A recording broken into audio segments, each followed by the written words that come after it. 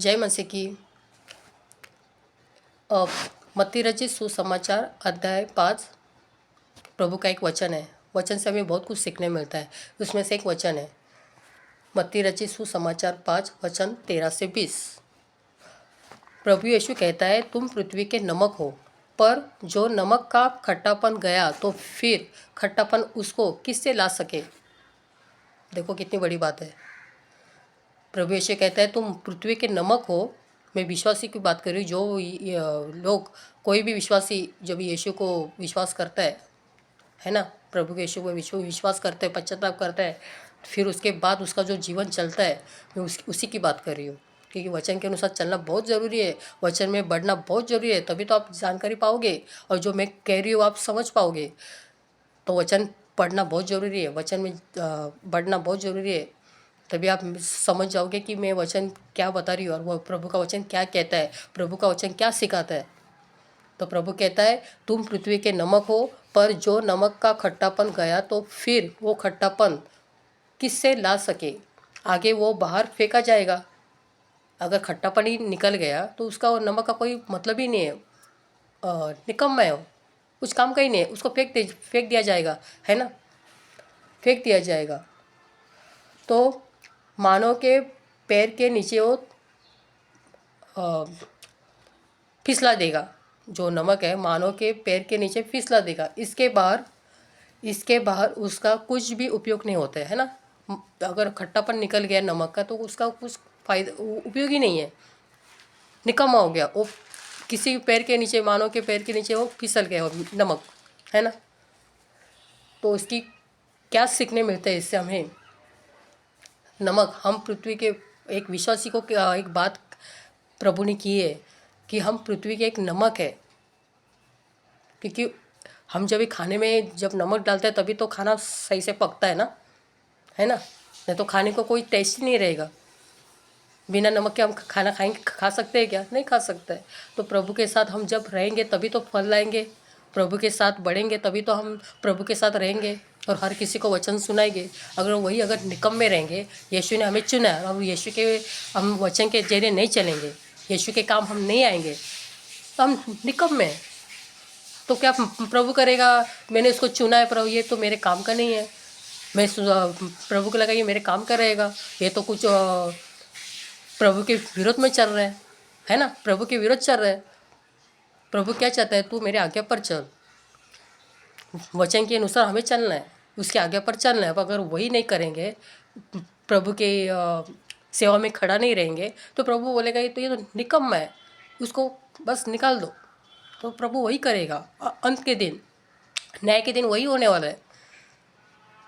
प्रभु चुनेगा जो मेरे काम का है, वह जो मेरे वचन के अनुसार चलता था, है ना, उससे को अपने पास लेगा, और जो प्रभु के विरोध है उसको अलग करेगा। यही बात सीखने को मिलती है। और आगे, तुम जगत के प्रकाशमय हो, तुम जगत के प्रकाशमय हो, पर्वत पर बसे हुए नगर छुप नहीं सकते, है ना।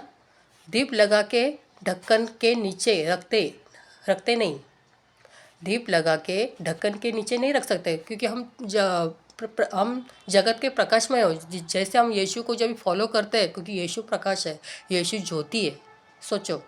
तो हम यीशु के ट्रस्ट में रहेंगे तो हम भी एक प्रकाश में ज्योति है, हमारा एक नया जीवन है। हमारे पुराने जीवन, पूरा जो बातें थी बीत गई, हम नए जीवन में, नए प्रकाश में आ गए प्रभु के साथ। तो प्रभु के जैसा ही हमें होना है ना। तो अगर समझाओ, अगर कुछ काम भी नहीं आएंगे, हम ऐसे घर ही बैठे रहेंगे।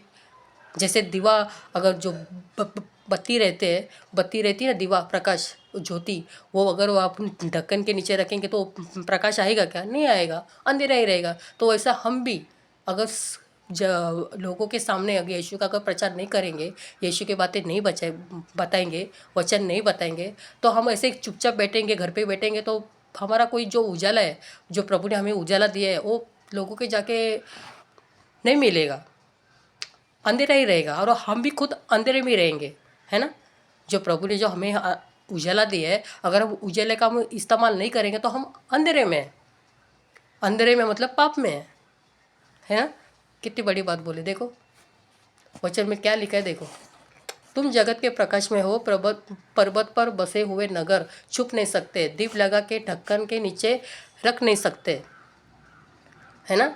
दीप को सबसे ऊंचा जगह पर रखते हैं, देखो दीप उसको सबसे ऊंचा जगह पे रखे ताकि हर किसी को प्रकाश मिले।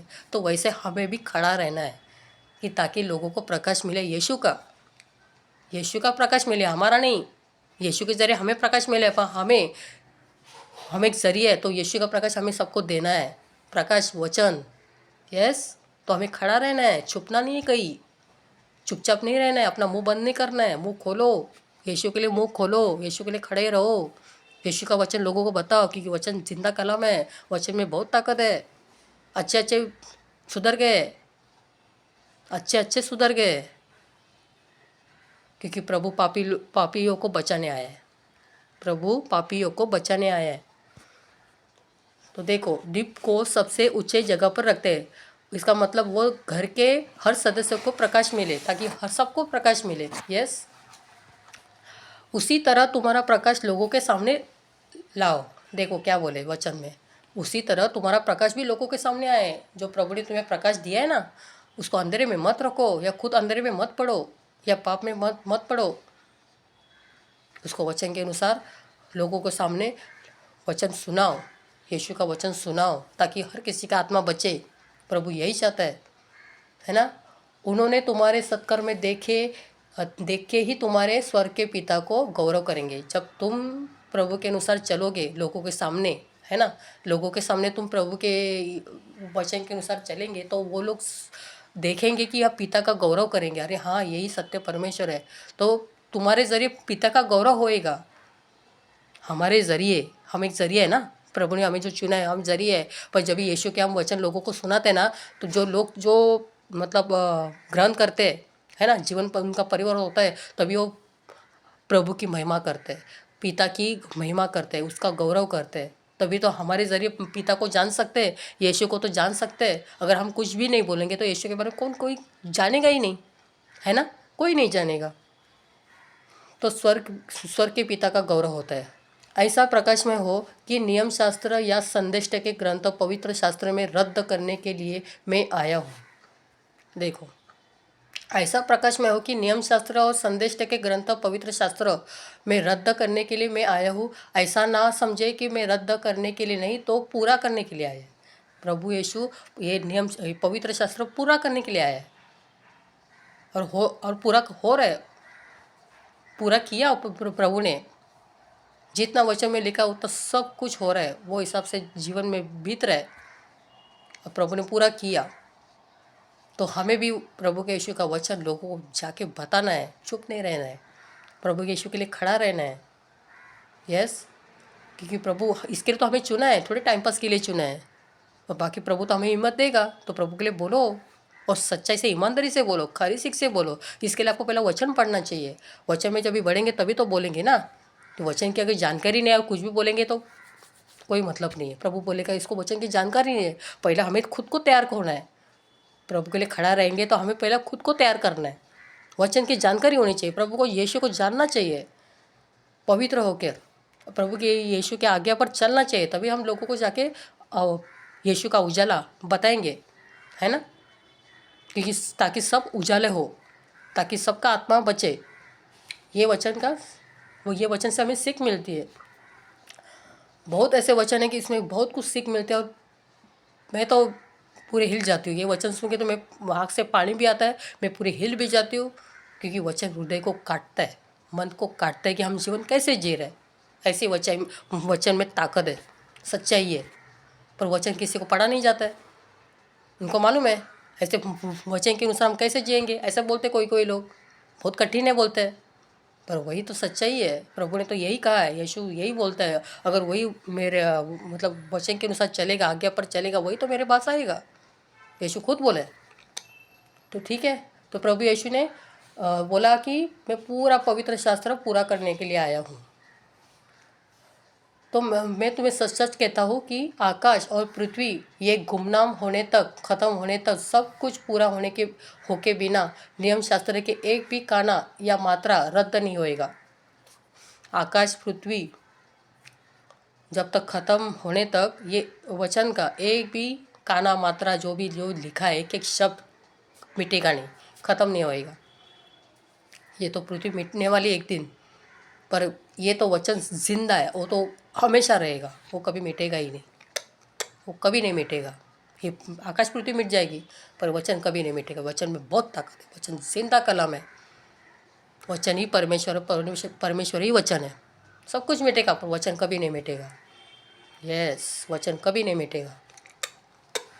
यस, इस वजह से जो कोई इस छोटी आज्ञाओं में से एक रद्द करे और वैसे ही लोगों को सिखाए, उसको स्वर्ग के राज्य में एकदम छोटा किया जाएगा। देखो कितनी बड़ी बात बोले। ये टीचर लोग जो सिखा रहे ना, उनके लिए बात है। जैसा वचन में लिखा है वैसा ही लोगों को सिखाओ। अपने मन की बात मत बताओ, अपने मन की बात मत बताओ। यीशु की बातें ही हमें सिखाना है। कोई भी टीचर हो या सेवक हो, कोई भी हो, सुसमाचारक हो, प्रचारक हो, यीशु के जो वचन है, वचन में जो लिखा है वही सिखाओ। उसके लिए आपको वचन पढ़ना पड़ेगा ना, तभी आप सिखाओगे सामने वाले को। कुछ भी ऐसा बोलेंगे तो प्रभु आपको न्याय तो करेगा ही। जितने अभी मसीहत में वचन में मिलावट कर रहे हैं, झूठी सीख सिखा रहे हैं, वो तो शैतान का काम है। वैसा तो प्रभु का आत्मा उनके पास है ही नहीं जो शैतान का आत्मा है। क्योंकि शैतान ने क्या किया है, बाहर तो अटैक किए है अविश्वासी, और अंदर भी जो विश्वासी, जो यीशु को फॉलो करते हैं, वहाँ भी उसने अटैक किया। कि क्या किया उसने, वचन में मिलावट करके झूठी सीख फैलाई है। पर झूठी सीख कितना भी फैलाओ शैतान, पर प्रभु हमेशा 24 घंटा काम कर रहा है। क्योंकि प्रभु का वचन तो सच्चा जिंदा कलम है। वो तो सच्चाई की मतलब खरी सीख तो जरूर फैलेगा, और तो फैला रहे। ऐसे खरे खरे सेवक जो खड़े हुए उनके ज़रिए खरी सीख ज़्यादा से ज़्यादा फैल रही है। भले कितनी भी झूठी सीख आए, पर खरी सीख तो और ज़्यादा फैल रही है। कि प्रभु तो नहीं रुकेगा, प्रभु तो नहीं रुकेगा, है ना।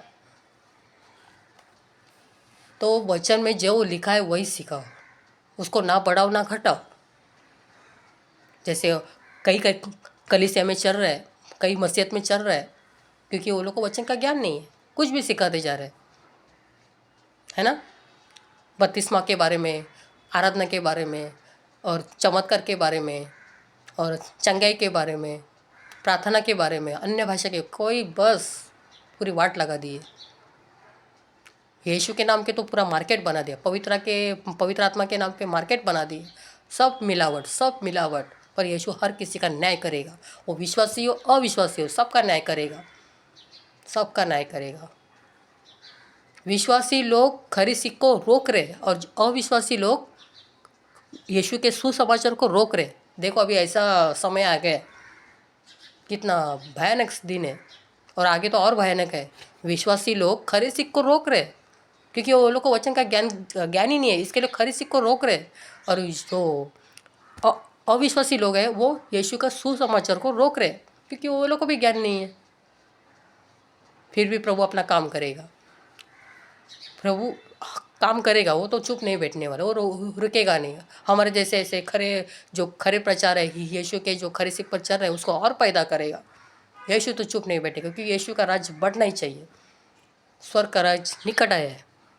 जल्द से जल्द पश्चाताप करिए, पापों से तौबा करिए, स्वर्ग का राज निकट आया है। ठीक है।